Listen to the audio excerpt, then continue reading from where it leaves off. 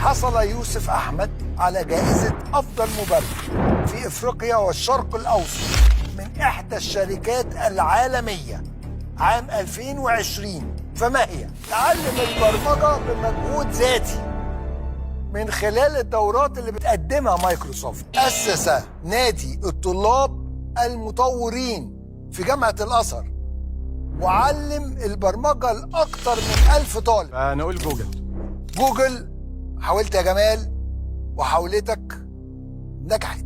إجابة صحيحة.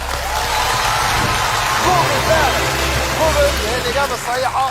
السلام عليكم، أنا يوسف جوجل، وانا هنا علشان اقول لك انك عندك فرصه دلوقتي تستثمر في مستقبل اولادك. كورس البرمجه في ابواب بيفتح لهم ابواب كتيره جدا في مستقبل التكنولوجيا، بيعلمهم مفاهيم مهمه جدا عن الذكاء الاصطناعي، ويعملوا العاب عن طريق سكراتش، ويتعلموا لغات برمجه زي بايثون، وكمان يعملوا عليها مشاريع، ويعملوا موقع لنفسهم ب HTML و CSS. مستني ايه؟ اشترك دلوقتي لاولادك وخليهم جاهزين لمستقبل مليان فرص وابداع.